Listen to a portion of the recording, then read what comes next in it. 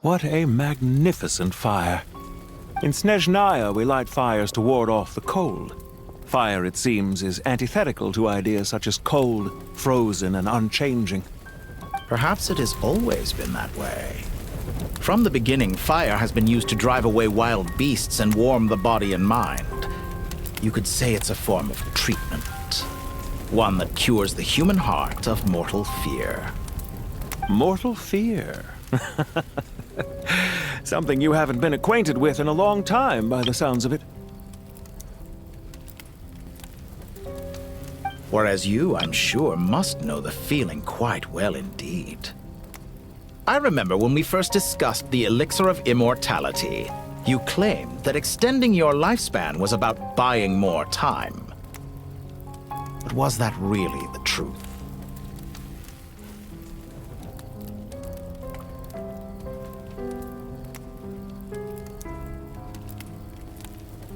You fear the prospect of dying a wretched end in this world, don't you? Of course I do. I'm only human, after all. And while you may have forgotten it, you cannot deny that you too were once human, Dottore. I do not believe that there is no such fear in your heart.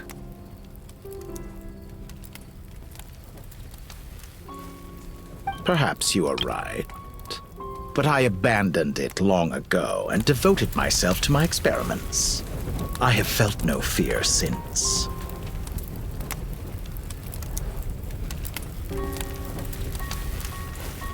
From the very beginning, I never thought you could win this game.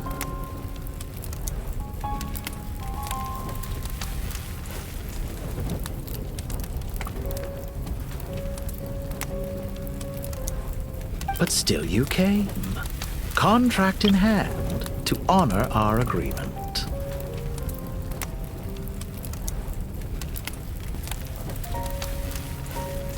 Because I am a reputable partner. And as we have discussed, experiments are about more than results alone. The process is equally important. I have come here and completed my creation, and I do not regret my decision.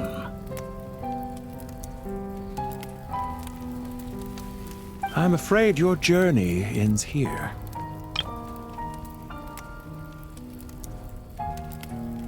After I die, there will be no one to make the elixir of immortality, and your remaining stock will only last a few more years. How then will you prove that you didn't perish in this incident alongside everyone else? When I feel optimistic about After I die, there will be no one to make the elixir of immortality, and your remaining stock will only last a few more years. How then will you prove that you didn't perish in this incident alongside everyone else? When I feel optimistic about market environments, I never forcibly adjust them. They have their own direction, and I myself am one such environment. I have been quite particular about many things in my life, but where the manner of my death is concerned, I choose not to be. You make yourself sound so magnanimous. Oh, but I am. And I hope you will be too. It may have been a long time since anyone told you this, Dottore, but I recognize that you are a truly rare talent.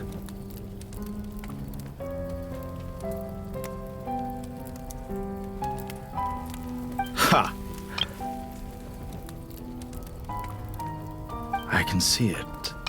The experiment in blasphemy that I've been performing all this time.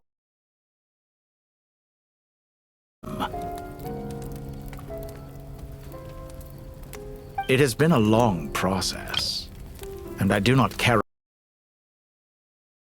about the results as much as people might imagine. It has been a long process, and I do not care about the results as much as people might imagine. If the very goal of your experiment was to explore infinite possibilities, then there was never any reason for it to end.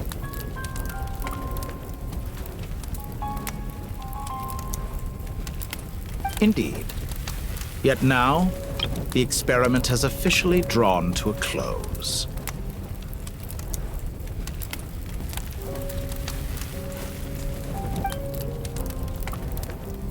What should I call you? Zondik? Or do you prefer Dottore?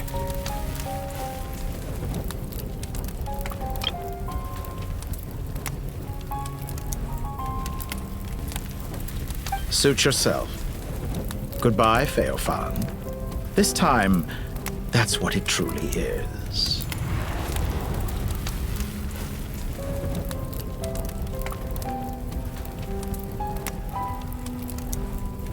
And don't I know it? Goodbye, Zondik.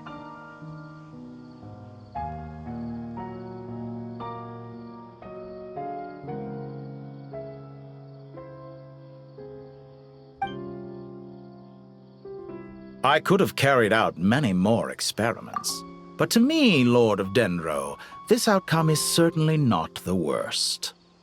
I believe you. But unfortunately, this is where it all ends for you.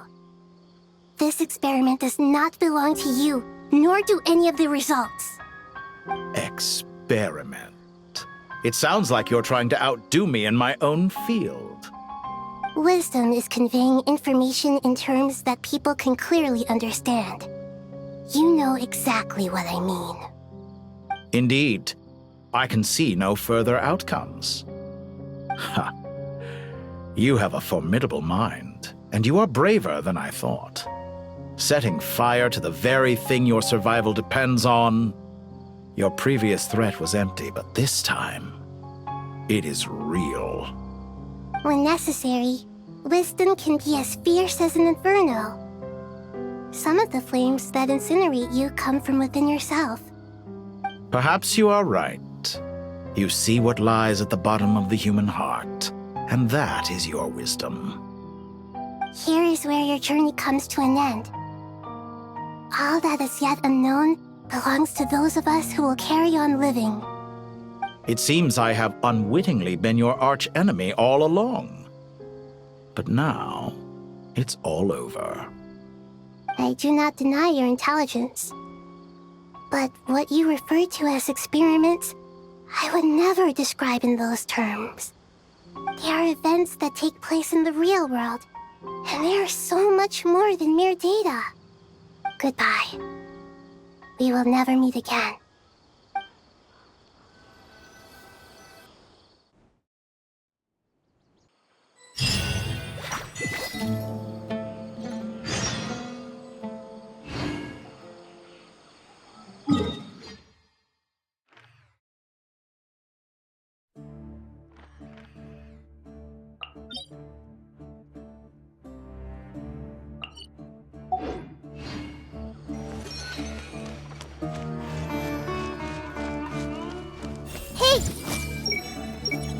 Are all historians this absurd?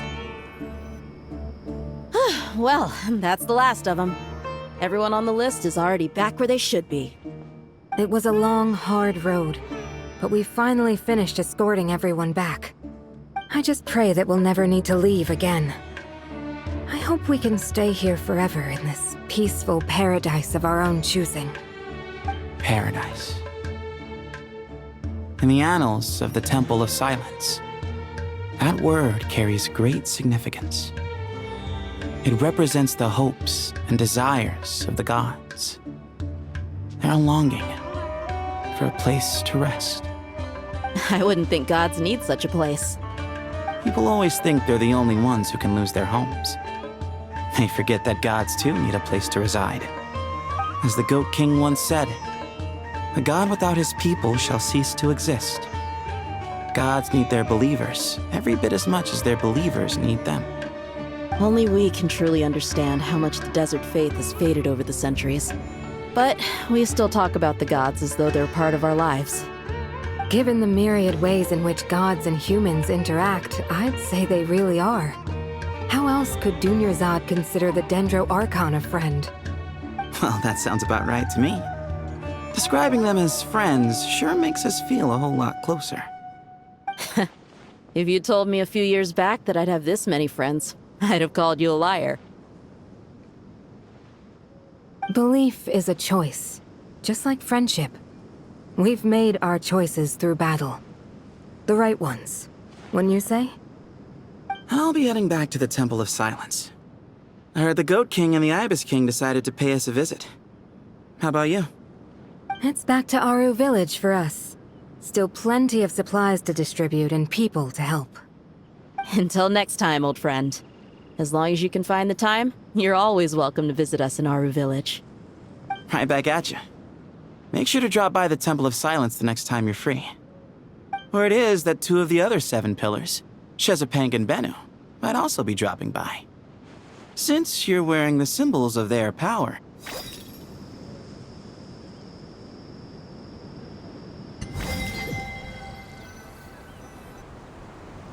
Well, It was a long... Paradise. I wouldn't think. People always think, as the goat... Only weak. Given the mere... Well, that's... Belief is... I'll be heading back to the Temple of Silence. I heard the Goat King and the Ibis King decided to pay us a visit. How about you? It's back to Aru Village for us. Still plenty of supplies to distribute and people to help. Until next time, old friend. As long as you can find the time, you're always welcome to visit us in Aru Village. Right back at you. Make sure to drop by the Temple of Silence the next time you're free.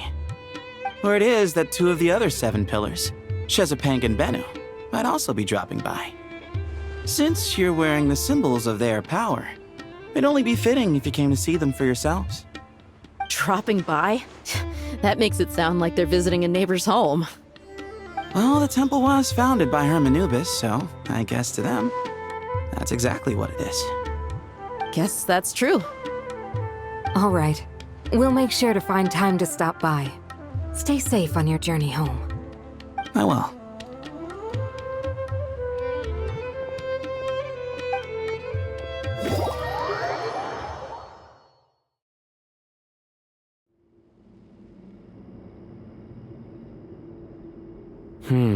You do have a point. See?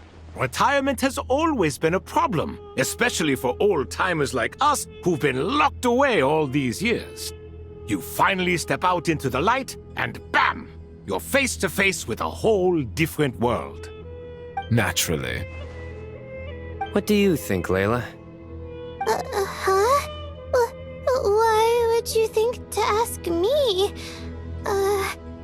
How could I possibly be qualified to decide where the servants of King Deshret should live?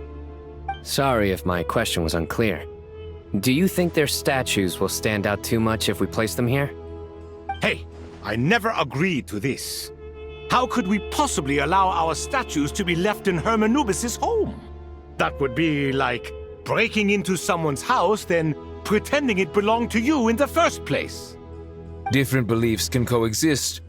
We still need to respect one another.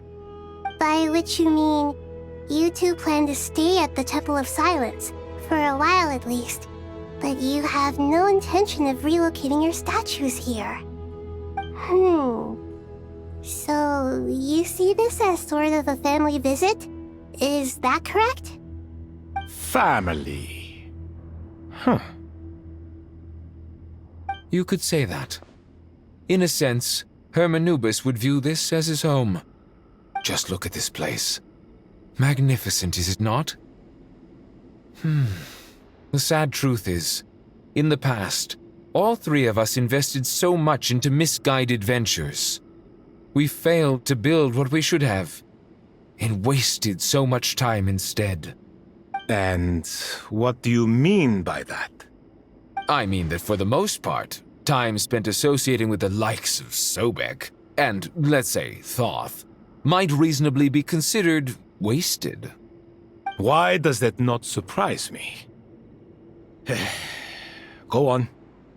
Anyway, given how much time we'll all be spending together, I'd say that the bonds we built will end up proving to have been a sound investment. Once Sethos, the current leader of the Temple of Silence, returns, you can discuss the matter of staying here with him. But judging by the expressions of everyone here, I imagine you'll receive a very warm welcome. This sacred ground houses untold knowledge, after all.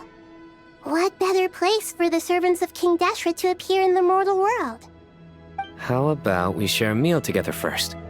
I imagine it's been many years since you last tasted fresh food. Oh, that sounds wonderful! After so many hundreds of years, I can only surmise that desert cuisine has become a lot more varied. Are we having a get-together? If you'd like, I can help prepare some food. After all, Lord Thoth, you helped me so much in the desert, and I still haven't properly thanked you. Oh, my, that would be wonderful. I'm touched that you still remember. How the times have changed! To the people of today, it seems the Ibis King has become a kind and passionate god. And you, Mr. Heryshaf? What kind of god do you wish to be? To be honest, I haven't given it much thought. How about you, Dendro Archon? Do you have any hopes for your future? Me? I'm very happy with my current life. Forgive my bluntness, but you do not seem to derive your authority from majesty and might, like Lord Al-Ahmar. Clearly your approach has its advantages, but also its dangers, don't you think? I do, but projecting a majestic front doesn't really suit me. Besides, my relationship with others isn't simply one of a god and her people. Not putting on airs might earn you more adoration. Exactly. Besides, I really like parties where everyone brings their own food, and we all come together to share. You should join us. I'm sure you'll find it fun. Last time when we got together for a picnic near the Avidia Forest, it was quite the occasion. Seeing as you're already here, how about we hold the next one in the desert? Can we do that? Wouldn't Tighnari have to transport a ton of drinking water? Don't worry, I can help out. Layla, would you like to join us next time? Me? Sure. The more the merrier. That way we... Don't take this the wrong way. I just think you should know. When it comes to passing the time, chess is more our thing. In that case, Dendro Archon, what do you say? If I were to compete against you, I can't say with certainty I'd win, but I certainly wouldn't mind giving it a shot. Where's Sobek? I'm sure he'd be good for a few rounds. Cards, cards, cards! I'll always prefer chess. I wonder what variant of chess we're talking here. Mr. Thoth, is there some sort of astrological significance to this game? Oh, I'm glad you brought that up. As long as the leader of the Temple of Silence agrees, we can search Hermanubis' place for books to teach you how to play.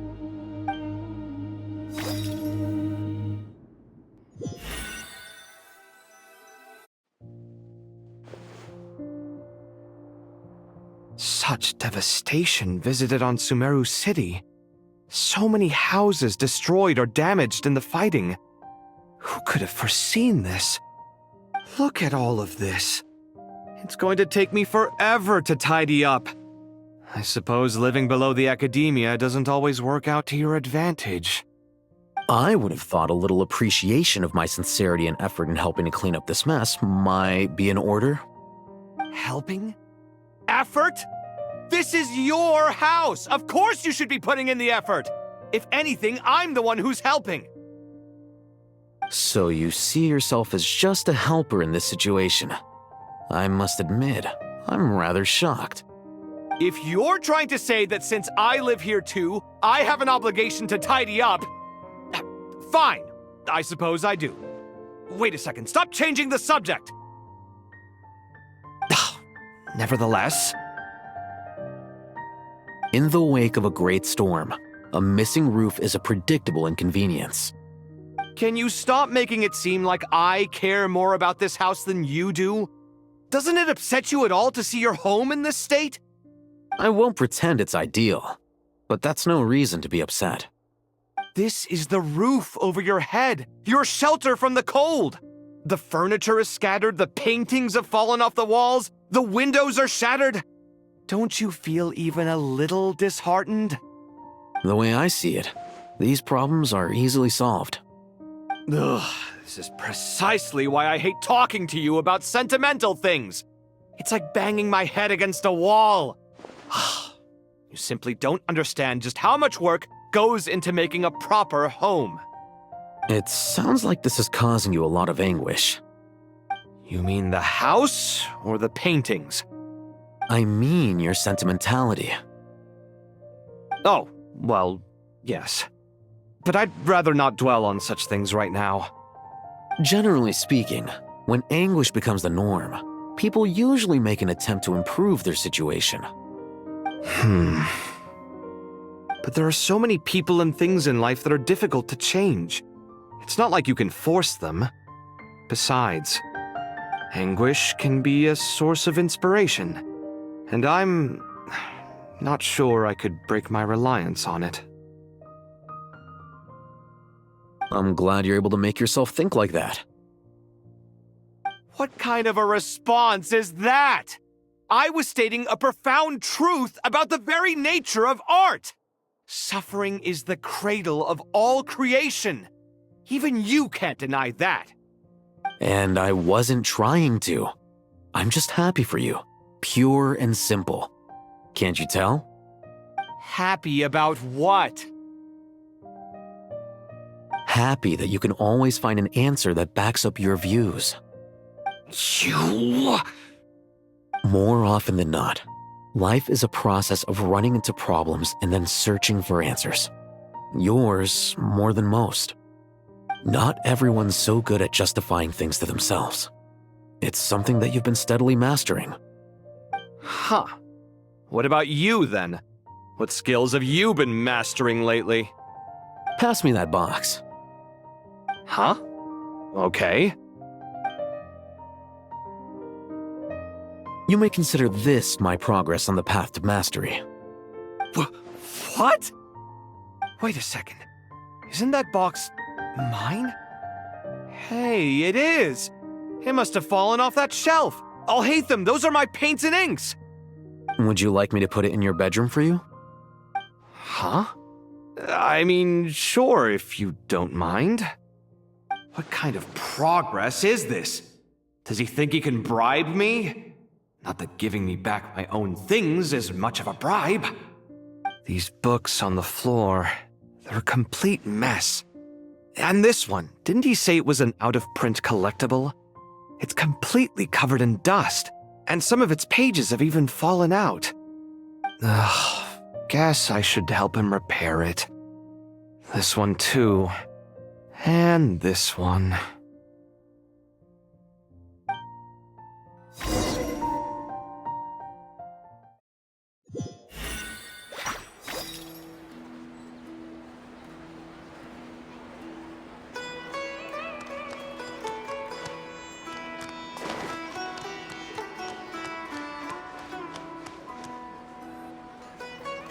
Local subter beasts, imported goods, such a bright future ahead.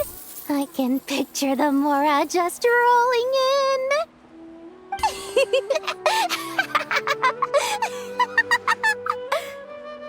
You do realize you sound like a choking cow? It's called being imposing. Can't you feel it? Are you not intimidated? Oh, I'm positively shaking in my sandals. What commands do you have for me, oh mighty Lord Sangamabe? You've got a lot of nerve, Nefer. You went and told Candace and the others everything, didn't you? Seriously, do you have any idea how differently they see me now? Surely that's a good thing. I presume they're more disposed to actually like you now, maybe even view you as a friend. You traded my secret for sympathy! Thanks to you, I've lost every last shred of my mercantile majesty. How am I supposed to make anyone think I'm a big, scary investor now? The dark days of Lord Sangamabe are behind you. Why not take this chance to make a few honest friends? Speaking of friends, since when did the notorious Lady Nefer gain such an admiration for holier-than-thou types? A moon chanter here, an angel there? Who'd have thought it? A coming together of fates, nothing more.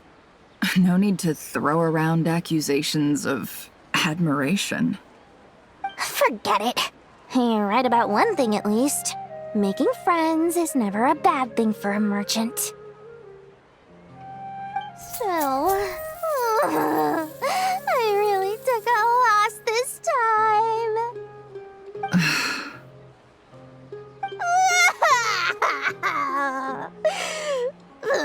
What are you looking at? I'm trying to see if you're really crying or if those are just crocodile tears. A little birdie told me that when Lord Sangamabe makes money, the tears flow from the center of her eyes. But when she loses it, they flow from the corners. Which is it this time? Ugh, you are so annoying. I'm not talking to you anymore. Nefer!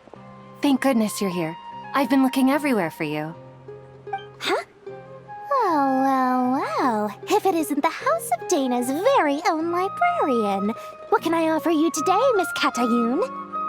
Oh no, I'm not here to buy. I'm here to bring Lady Nefer a book, and a fascinating one at that. We agreed to meet at the entrance to the mausoleum of King Deshret. One more thing, I bought this copy with my own money. It's not borrowed. Reasoning knows not time of day, but suspense always follows a blizzard. That's quite the mouthful. Huh? Isn't that the one that... It was all the rage for a while. People throughout the city were clamoring to get their hands on a copy. The names inside were all circled. Everyone thought it was a riddle. Don't bring up that book in my presence. I don't even want to hear its name. That thing was nothing but a scam. Surprisingly enough, I've actually heard of this book, though it doesn't seem of much consequence. So, what truth lies behind it? You're from the Vahumana and you're asking me what the truth is? I'd say the actual truth was about the least important part of the whole episode. I brought you this book because it probably has the most interesting backstory of any in the House of Dana's collection, at least in recent years. As for its quality, well, you can judge that for yourself. Don't tell me it's actually any good. You may not know this, Lord Sangamabe, but Lady Nefer has a fondness for books with... how should I put this? Mixed reviews? No eye for good literature, huh? Perhaps she feels that bad books hide interesting secrets? But I shouldn't put words in her mouth. It's probably fair to say she prefers the conversations that books can spark over the substance of the books themselves. Suits my style as an intel broker, wouldn't you say? Very interesting, thank you. I'll return it to you once I'm done reading. And as it happens, I have something for you, too. Incense? I imagine you've already used up the incense I gave you last time. Here's some more. This batch is from Nodcry, so the scent won't be quite the same. Well, actually, I've been saving the incense you gave me. I couldn't bring myself to waste it without a special occasion. But I'll gladly accept this, too. And I promise I'll use it this time. Katayoun, you haven't changed a bit.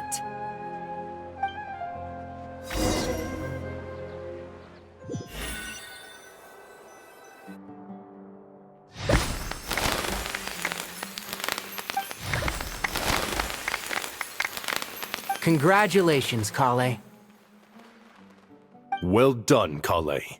After studying for so long, you've finally become a full-fledged ranger. Sure hasn't been easy for you, huh?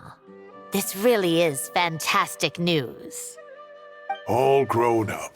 No longer a trainee, but an official forest ranger. Oh, the next step is to secure tenure in the academia. Thanks, everyone. It's true. I'm an official forest ranger now. Master Tighnari, Thank you for your guidance and support. I wish Mr. Cyno were here so I could thank him too. Cyno had a matter to attend to at the Temple of Silence. I don't imagine he'll be back for some time. But don't worry, we can celebrate together once he's finished. I'm afraid the party will have to wait. Collei still has some matters to attend to first. Collei? Is everything all right? No, it's not what you think. There's nothing wrong with my health. I just have a few things I need to deal with. I've made plans with the Traveler and Paimon to visit Mondstadt. Master Tighnari and Mr. Cyno will be accompanying us too. Well, that's a relief. Let's get together when everyone's back. I'm sure you'll be doing even better by then. Of course. I have a feeling you're right.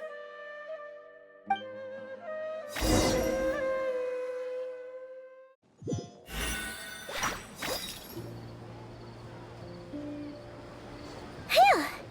After all that catching up on sleep and food, Paimon's feeling full of vim and vigor again.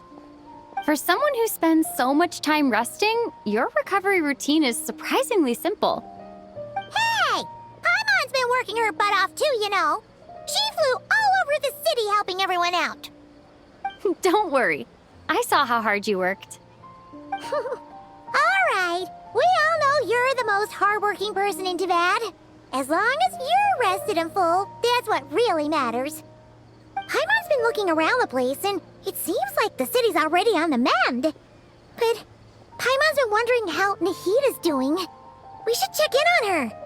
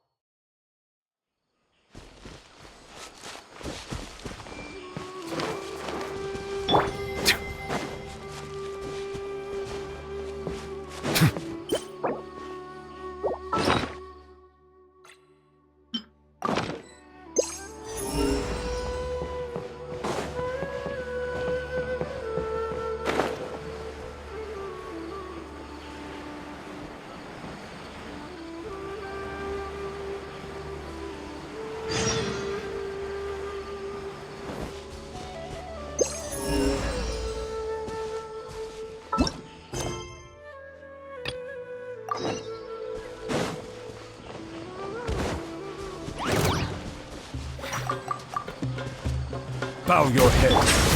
Everyone hold hands!